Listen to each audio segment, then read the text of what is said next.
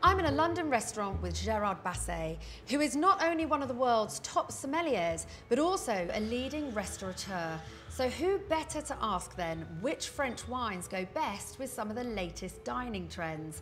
More and more people seem to be choosing their restaurants, not just based only on the plate of food that's put before them, but the whole dining experience. Don't you think that's true, Gérard? Yeah, I think that's true. We've never been more spoiled for choice. Being a pop-up dining in a park or sky-high dining, it's always new experience to enjoy. And it's not just in London, I must say, it's all over the country. Okay, Gérard, let's start talking about some of these latest dining trends out there. One that's really caught my eye of late is the blind menu. Now, this is a total leap of faith because you're going into a restaurant and you have no idea what it is you're going to be eating. So I think it's for the more perhaps cool and laid-back diner. A restaurant doing this very well is called London House, Battersea Square, and the chef there prepares food daily based on seasonal ingredients and what's inspiring them. But what sort of wine would you marry up with that experience? Well, I think you need there some wines which are very versatile, who can go with all sorts of food. And here I've got two wines. The first one is a Rosé d'Anjou from the Loire.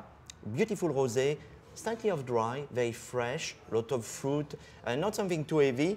And I think because it's got just a little bit of sweetness, it could blend with all sorts of dishes. If you prefer a red wine, we go for the Minervois. Minervois is from the Languedoc, so there we've got a bit more body, also very fruity, you know, a lot of black fruit, touch of spices, beautiful red wine, very young, very fresh. And I think because we don't know the dishes, then we have to, as you say, jump, leap of faith, and I think these two wines would do very well. Gérard, they both sound delicious. I think I'd find it hard to choose. Let's move on then to something a little bit more vibrant, fun and quirky.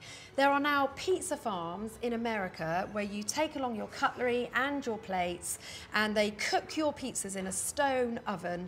You then sit outside on a sharing table, enjoy your pizza, and you're even supposed to throw your rubbish away at the end of the evening. What sort of wine would you marry up with that exciting environment? Well, I think we want some wine who are quite fun and quirky. So maybe the first wine I would go is a wine, a Côte de Gascogne from the southwest of France. Very fresh, very juicy, dry, crisp. And sometimes you get this slightly apricoty, peachy character.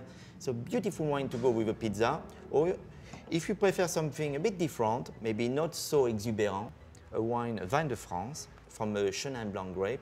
And here you have a wine a bit more restrained, slightly quincy, appley, still dry, not too heavy. So I think to go with a pizza. Well, I for one can't wait to get dining and drinking and impressing all of my friends with my brilliant new choices. Gérard, as always, thank you for your fantastic advice.